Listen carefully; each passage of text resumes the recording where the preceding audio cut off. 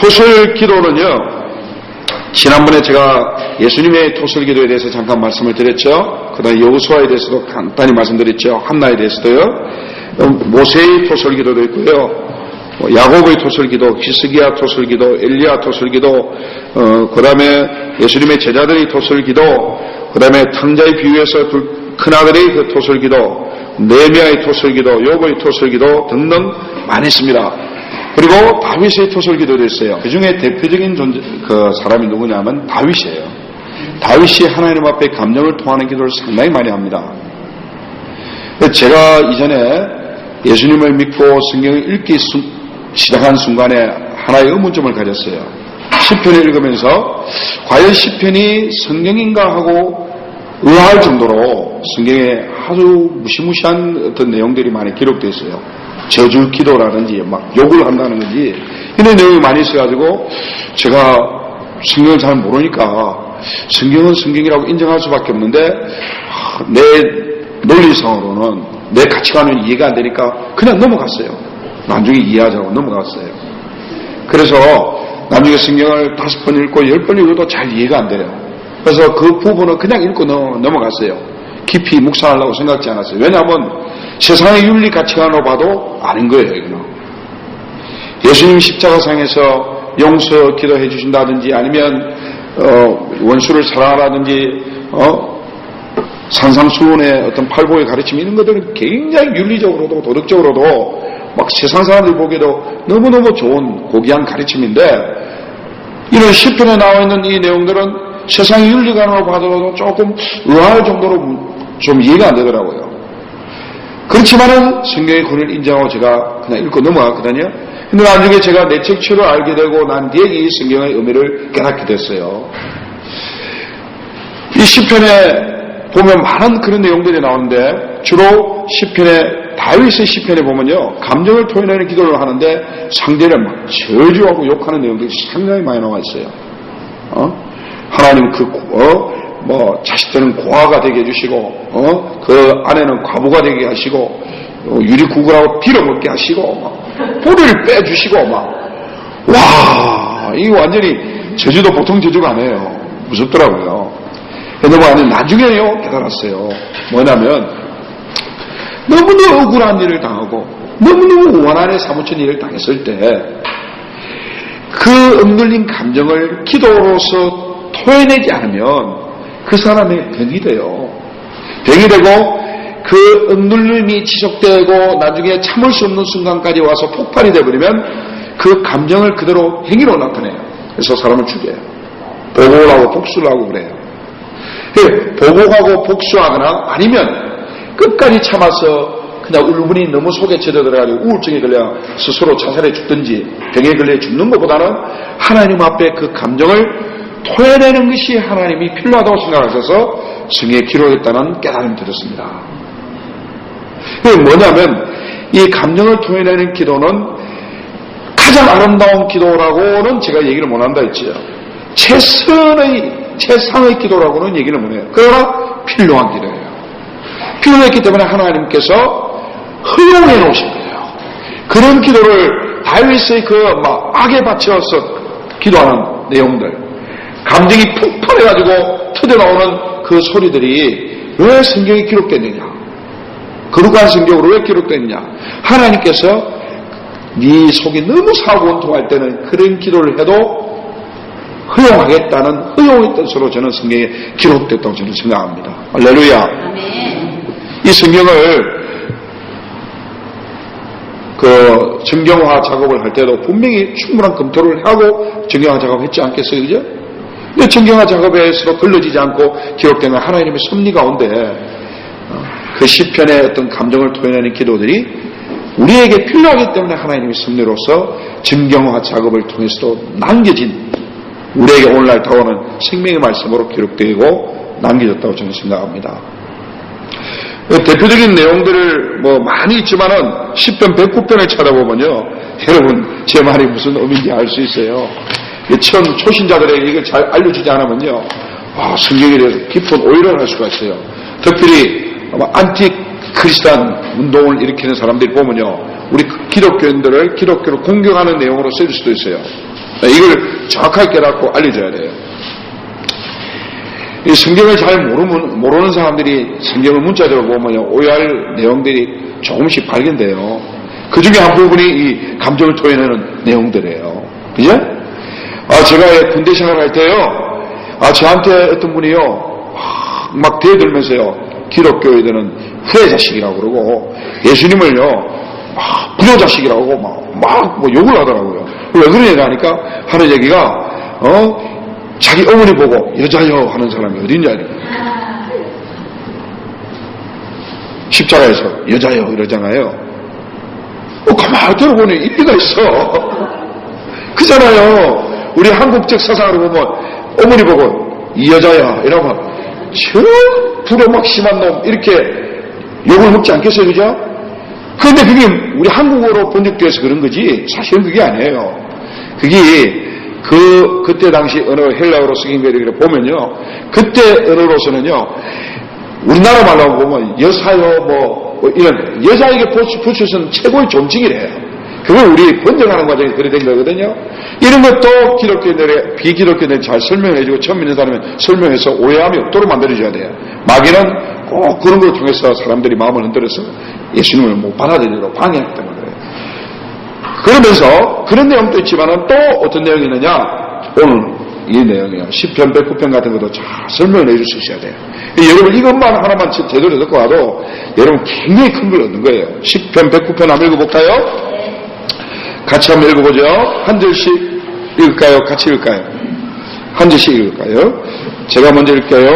나의 찬송하는 하나님이여 잠잠하지 마옵소서. 그죠? 그 내용 중에 읽어보니까 보세요. 그 연수를 단축케 하시며 그 직분을 타인이 취하게 하시며 그 자네는 고아가 되고 그 아내는 가부가 되며 그 자네가 유리구걸하며 그 황폐한 집을 떠나 빌어먹게 하소서. 얼마나 무시무시한 제조예요, 그죠? 만약 오늘날 우리가 기독교인이 이 다윗의 시편을 그대로 인용해가지고 기도를 한다. 공개석상에서 기도할 수 있겠어요? 공개석상에서 나와가지고 목사님이 하나님이여 원수가 폄하하게 하시고 그 아내는 과부가 되게 하시고 아마 성도들이 다 놀래요. 왜? 성도대로 기도하는데 왜 놀래요? 다 놀래고 막 저렇게 침튀기 몇 기도에 뭐 목사님 사랑이 없다고. 기도 성도들도 다 오해하고 그 다음에 비기독교인이 들으면 지금 목사가 아니다 지금 완전히 기독교인은 완전히 잘못됐다고 욕하지 않겠어요? 그죠? 그런 내용이 어떻게 성경에 기록되느냐 말이에요. 물론 성경은 예수님의 구속에 대해서 얘기하기 때문에 어떤 구원사적인 어떤 예언이 많이 담겼어요. 되있지만은 다윗의 입장에서는요, 다윗이요 자신의 그 고통당한 심정을 토로한 것이 또 성경의 어떤 구속사적인 개념을 갖고 또 이렇게 기록되어 있는 거예요. 두 가지 면이 있어요. 한나가 어떤 일을 당했다. 그리고 사무엘을 낳았다. 그 다음에 모세가 어떤 고난의 물에서 죽을 뻔했는데 살아나왔고 애굽의 왕궁에서 막 성장했다. 나중에 호렙산에 하나님을 만났다. 이런 것들은 개인의 어떤 역사예요. 그런데 그게 구속차적인 하나님의 메시지가 담겨있기 때문에 성경으로 기록되어 우리에게 은혜를 주는 거예요. 그죠? 그죠? 두 가지 의미를 살펴봐야 돼요. 아이고 목사님 이거는 구원관에 대한 어떤 예언이기 때문에 그래요. 이렇게 설명해도 이해는 되지만 두 가지 상황을 잊어서는 안 돼요. 구원사적 메시지를 주기 위해서 기록되는 것도 있지만은 실제 그 사람이 일어났던 사건이라는 거예요. 그 사람의 입장에서는 실제 일어난 사건이고 자기 생활에 부딪히는 문제에 대해서 괴로운 심정을 토한 거예요. 그죠? 이게 왜 성경에 기록되는 저는 이해가 전혀 안 됐다. 여러분 이해되세요? 지금 이해했어요? 지금 들어있는 어느 정도 이해는 했지만 정말 솔직히 가슴을 손을 얹고 이 성경이 충분히 이해됐다고 하는 마음 손 들어봐. 쉽지 않을 거예요. 사랑의 종교, 용서의 종교, 화목의 종교, 화평의 종교. 막 그래서 우리 기독교의 위대한 사랑을 얘기하면서 이런 내용을 어떻게 설명할 거냐. 저는 이런 치유의 관점에서 저는 봅니다. 예측치유 지금 설교를 강의를 하고 있기 때문에 예측치유 관점에서 보면요. 너무너무 원통하고 억울하고 분할 때, 내 처자식이 죽었어. 누구에 의해서? 내 마누라를 뺏겨버렸어. 그리고 끊임없이 나를 죽이려고 쫓아오는 악랄한 자가 나를 너무 고통스럽게 해, 수년 동안.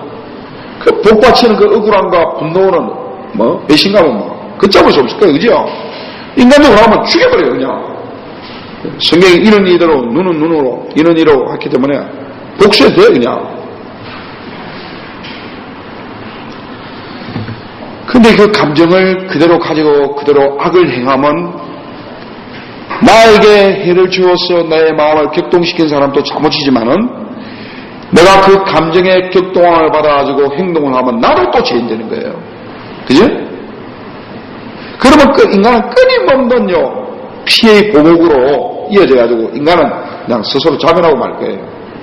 그래서는 안 되기 때문에 하나님께서요, 상대방이 너무너무 나를 고통스럽게 했을지라도 내가 거기에 행동을, 그 감정을 가지고 그게 감정에 맞는 행동을 해서 나도 죄인 되면 안 되기 때문에, 그리고 그런 액션을 취하지 않는다더라도 그 감정에 붙잡혀 내가 고통당하는 것을 하나님이 원하지 않기 때문에 이런 내용을 기록해서 우리의 감정을 적절하게 표출하고 적절하게 해소할 수 있도록 방법을 하나님 마련하신 거예요. 그런데 이런 10편 109편 한 절에만 나와 있으면 우리가 이 성경을 전체적으로 이렇게 그런 시각을 갖고 보는 것은 무리가 있습니다.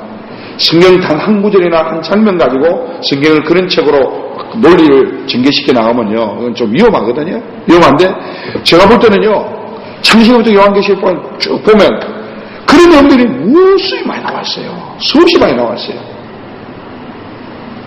성경을 깨닫는 하나의 어떤 논리가 있더라니까요. 그게 뭐냐면 지난번에 제가 말씀드린 것처럼 내가 내 원통함을 주님 앞에 토하며 내 우환을 주님 앞에 진술하나이다. 10편 142편 2절의 내용과 같은 감정을 토해내는 기도를 하는 것, 그 다음에 우환을 진술하는 기도를 하는 것들이 하나님께서 허용하신 것이고 성경에 분명히 허용되어 있는 여러 장면과 여러 사건과 여러 인물을 통해서 우리가 말씀하는 내용으로 기록되어 있다. 그래서 우리가 확실히 제가 이걸요 토설기도에 대해서 계속 여러분 얘기하면 아직도 부족해요. 여러분이 그동안 수년 또는 수십 년 동안 신앙생활하고 또 태어나서 지금까지 여러분의 윤리적인 사고 가치관에 비춰봤을 때는 용납이 잘 안 될 수 있기 때문에 이걸 고치려고 지금 하는 거예요. 이런 감정 기도를 하라는 것은 감정주의가 되라고 여러분에게 하라는 게 아니에요. 예? 이런 감정주의가 되라고. 감정에 붙잡혀 사는 사람이 되라고 하는 게 아니에요. 오히려 감정주의를 극복하라는 거예요. 이렇게 얘기하는 거는 감정을 잘 해소를 하고 극복을 해서 감정을 초월하고 이성적이고 합리적이고 논리적이고 또 그걸 또 초월해서 영적으로 초월해서 하나님의 사랑으로 위대한 그 사랑으로 살아가라고 말씀드리는 거예요. 내 속에서 빼내야 그거 감정이 붙잡히지 않을 수 있으니까요. 여러분 너무너무 억울한 일을 당하면요 이런 기도를 할 수 있어야 돼요. 그러나 이런 기도는요 공개 석상에 사는 것은 좀 바람직하지는 않습니다. 그죠? 공개 석상에서 목사님이라든지 장로님이라든지 성도님이 공개 석상에서 전체 듣는 앞에서 얘기하는 거는요 그의 개인적인 감정을 표현하기 때문에 공개적으로 대표적으로 이렇게 하는 것은 옳지 않아요. 그죠? 그렇지 않아요. 개인적인 기도를 대표적으로 할 수는 없잖아요. 대표 기도는 회중 전체를 대표해서 올리는 기도이기 때문에, 그죠? 물론 이런 게 있을 수 있죠. 민족 전체에 대한 감정이 있어요. 민족이, 예를 들어서 우리나라 일본에게 침략을 당해가지고, 너무너무 국가적으로 일본에 대한 분노가 많아. 그때는 대표 기도를 하면서도 하나님, 우리가 이 민족, 일본 민족에게 침략을 당해서 전 국토가 지금, 전쟁의 위기에, 전쟁에 직면하고 많은 사람들이 죽음으로 내몰리고 있습니다. 너무나 두렵고 또 너무나 분합니다. 하고 이런 기도를 할 수 있겠죠. 그 민족적으로 감정이 형성됐을 때는 대부분의 이런 감정의 기도는 공개적이 되지 않기 때문에 그냥 개인적으로 하는 게 좋다. 그러나 그 감정이 그 공동체에 대부분 공유되어 있을 때는 제한적으로 감정을 표현하는 기도를 할 수는 있을 거예요. 그죠? 그러니까 오늘 시편 109편에 기록된 대로 아주 막 극단적인 어떤 저주의 감정을 표현하는 내용은 그거는 공개적으로 하면 상당히 어렵지 않겠나 저는 생각합니다. 자, 이렇게 되고 그 다음에 다윗이 이런 기도를 한 내용이요. 오늘 시편 109편 한 편만 얘기했지만은요. 이 교재 9페이지에 보면 다윗의 그 경우에도 10편, 3편, 4편, 5편, 6편, 7편, 9편, 11, 12, 13, 17, 18, 22, 27, 28, 31, 34, 35, 37, 38 쭉 얘기가 수십 편이 기록되어 있어요. 수십 편이 감정을 토해내는 기도를 하고 있어요. 다윗이. 여러분 놀랐죠? 너무 많죠, 그죠? 이거 다 읽어볼 수는 없잖아요. 이거 다 읽어보면 아침부터 저 혼자 해야 되느냐. 그러나 주어진 시간이기 때문에 다 못 하는 거예요. 한 편만 예를 든 거예요. 그러면 다윗이 그 하나님 앞에 감정을 표현한 기도를 보면요. 특징이 있어요, 특징이. 몇 가지 특징이 있어요. 그 방법이 있어요. 그걸 잘 캐치해내면요. 여러분도 내 책 치워봤는데 상당한 어떤 효과적인 기도를 할 수 있고 효과적인 치료 방법을 배울 수가 있어요. 보통 내책치유 사역자들이요. 다윗은 감정을 폭발시켰다. 감정을 표현했다. 이래가지고 막 제조하고 막 욕하고 하지 않느냐. 그래서 우리도 내책치유할 때 우리 속에 있는 억눌린 분노, 미움의 감정을 쏟아내야 된다. 그래서 표현하게 만들어요. 틀렸다는 거 아닙니다. 맞아요. 맞는데 제가 캐치한 바로는 다윗은 세 가지 대상을 향하여 감정을 표현해요. 첫째는 하나님을 향하여, 둘째는 상대방을 향하여, 셋째는 자기 자신을 향하여 감정을 표현해요. 감정을 표현하는데 주로 내책치유 사역자들 중에서 다윗을 인용할 때는 상대방에 대한 감정을 이렇게 폭발할 다윗이 했다 해가지고 다윗을 인용하면서 다윗을 예로 들면서 상대방에 대한 감정을 폭발시키려 해서 그것이 심리학적으로 비내자 욕구와 연결돼가지고 상대방이 있다고 생각하고 야, 네가 나한테 왜 그랬냐, 아버지 왜 그러셨어요, 어머니 왜 그러셨어요 하고 막 분노를 폭발시키거든요. 맞는 말인데 저는요, 이제 세 가지를 구분한 거예요. 세 가지를 딱 구분했어요. 제가 볼 때는 세 가지인데, 첫째는 하나님께 대하여 감정을 표현하는 기도를 했다. 하나님께 향한 것은 기도고, 둘째는 자기 상대방을 향하여, 셋째는 자기 자신을 향하여. 근데 비중이 어느 거냐?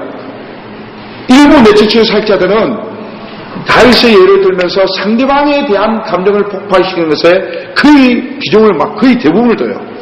그래서 폭발시켜요. 저는요, 그렇게 보지 않습니다. 상대방에 향하여 감정을 폭발시켜야 할 필요성은 있고, 분명히 해야 되는데, 다윗의 경우를 보면, 하나님께 대하여 감정을 폭발시키는 게 더 많아. 거의 다윗의 시편을 오늘 수십편의 시편을 잘 읽어보면요, 하나님께 거의 기도하는 형식으로 8, 90% 이상 나와요. 그리고 상대방에 대한 감정도 폭발시키고 자기 자신에 대한 억울한 감정도 폭발시키고 두려운 감정도 표현하면서 이렇게 치유를 해나가요. 이 비중을 맞춰야 돼요. 다윗의 예를 들어서 상대방에 대한 감정을 폭발시키는 것은 인정을 하지만은 그 비중이 상대방에 대한 그 감정 표현을 하기 위해서, 폭발을 하기 위해서 다윗을 예를 들었다면 한 가지 놓치는 것이 있다고 생각해요. 왜냐하면 다윗의 시편을 예로 든다면 다윗이 한 감정 폭발의 내용과 빈도와 그 다음 비중을 생각해서 적절하게 우리도 그렇게 해야 된단 말이에요. 그죠? 다윗의 예를 들으면 다윗이 하나님께 대하여 오히려 기도 형식으로 감정 표현을 더 많이 했다면 우리도 그렇게 해야 돼요. 다윗의 예를 들어서 그걸 받아들여 산다면요. 근데 다윗을 예를 들어 하면서도 상대방에 대한 게 비중을 너무 많이 두고 있는 경향이 없지 않아 있습니다. 저는 오히려 하나님께 대한 기도를 많이 하라고. 다윗이 그렇게 했습니까? 그게 성경에 기록되어 있습니까? 하나님께 더 많이 기도라는 형식을 통해서 내 감정을 표현하고 폭발시키는 것이 굉장히 효과적이다. 저는 그렇게 주장합니다. 이 신앙이 어린 사람들은요, 기도 훈련이 안 된 사람들은 이것이 좀 쉽지는 않아요. 쉽지 않아서 상대방에 대한 감정 표현하는 게 더 쉬워요. 더 빨리 마음을 열고 할 수 있어요. 그러다 보니까 그걸 많이 하는 경향이 있는데 적어도 조금 신앙생활 몇 년을 하고 그 다음에 기도의 훈련이 좀 된 사람들은 기도의 형식을 취해서 하나님을 찾아가는 기도를 통해서 하나님과 대화하는 기도의 형식을 빌려서 하나님과의 만남 속에서 내 감정을 폭발하고 표현하고 체리하는 것이 가장 효과적이에요. 단순히 감정을 퍼내는 것만 그치지 않고 그분의 어루만짐을 받을 수 있기 때문에 그래요. 상대방을 퍼내는 거는요, 직접 그 상대방을 만나가지고 막 다투고 싸우고 감정 표현을 할 수도 있지만, 그러면 또 상대방도 자기 할 말이 있기 때문에 서로 싸우잖아요. 그죠? 그래서 상대방을 직접 만나 하는 것은 굉장히 긍정적인 효과보다는 부정적인 효과가 많기 때문에, 물론 그 상대방이 내 직처에 대해서 깊이 알고 내 아내를, 내 남편을, 내 자녀를, 내 부모님을 어떻게든 치워줘야겠다 싶은 예수님의 마음을 가지고 그냥 막 묵묵히 들어주고 그래 맞다고 때로는 막 뜯겨주고 좀 막 머리도 뜯겨주고 그냥 목살도 좀 잡혀주고 하는 심정으로 하면 그 상대방이 치유에 효과적이에요. 아주 효과적이에요. 직접 그 당사방을 놓고 하면 해당 당사자를 놓고 하면 효과적인데, 대부분 인간은 연약해가지고 조금 참아주려다가 나중에는 이게 아닌데 싶은 생각이 드는 거야. 니 뭐라 했노? 어? 그게 아니야! 그거는 그게 아니야! 하고 막 대들다가 오늘 부부싸움 더 크게 나버려요. 그냥 치유받으러 간 현장에 더 큰 싸움 나버려요. 왜냐하면 상대방이 지 입장에서 자기 위주로 생각하면서 너무 상대방을 억울하게 하는 말을 하니까 참다 못 참으면 막 폭발하면 더 싸움 나가지고 더 문제가 크게 돼버리더라니까. 그래서 내 지체 사역자들은 부부 이렇게 맞짱시키는 거는 좀 지양을 하고 비례자 요법을 통해서 많이 치유를 합니다. 그러나 어느 정도 맞짱해도 좀 부부 이렇게 맞짱해도 좀 효과가 있겠다 싶은 맞짱을 하는데, 제가 볼 때는 맞짱하는 게 나도 한번 해봤는데요. 저도 해봤는데 너무 억울하더라니까. 나는 전혀 그게 아닌데 너무 억울한 소리를 하니까 처음엔 듣다 들어주다 나중에 화가 나가지고 막 그게 아니다고 막 내가 너무 상처를 더 받아버린 거야. 상대방이 막 하니까 내가 더 상처를 받아버린 거야. 그 사람 치료한다고 내가 더 상처받아버리면 되겠어요? 그죠? 그리고 다윗은 또 자신을 향해요. 그 대표적인 성경 한번 읽어볼까요? 10편 109편은 하나님을 향하여 기도하는 형식이죠? 오늘 읽은 거는, 그죠? 하나님을 향하여 기도하면서 감정을 담은 기도를 하는 거예요.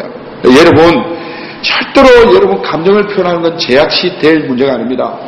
내 있는 것을 그대로 하나님 앞에 솔직하게 기도하기 때문에 오히려 그는 설중한 기도고 정직한 기도예요. 하나님, 나 억울합니다. 하나님, 나 속상합니다. 하나님, 나 불안합니다. 하나님, 나 두렵습니다. 하나님, 나 무섭습니다. 하나님, 나 그 사람 미워요. 하나님, 나 그 사람이 싫어요. 하나님, 나 그 사람이 두려워요. 하나님, 나 너무 우울하고 죽고 싶어요. 이런 감정 표현을 하는 것이 더 성경적이고 그것이 진짜 우리를 치유의 길로인데요. 하나님 앞에 우리의 솔직한 감정을 정직하게 벌거벗은 것처럼 하지 않으면 우리는 누구 앞에서 솔직해지지 못해요. 누구 앞에서 내 감정을 표현할 수가 없어요. 하나님마저 안 받아주면 누구한테 우리가 가서 힘을 얻겠어요. 그죠? 예수님 뭐랬어요? 수고하고 무거운 짐진 자들아 다 내게로 오라. 내가 너희를 쉬게 하려고 하는데, 그게는 수고하고 무거운 짐, 경제의 무거운 짐, 뭐 자녀의 무거운 짐, 그런 짐만 얘기하는 것이 아니라 모든 걸 다, 인생에게 닥치는 모든 수고하고 무거운 짐을 다 얘기하는데, 그 중에는 심리적인, 정서적인, 감성적인 내 수고하고 무거운 짐을 주님 앞에 가서 풀어놓는 것도 의미하는 거예요. 풀어놓을 때는 보따리 풀어야지 꼭 꼬매놔가지고 이랬으면 안 돼요. 하나님 다 아시겠지. 하나님 다 아시죠. 아시긴 아시죠. 물론 말 안 하고 가만히 있는 것보다 아시지요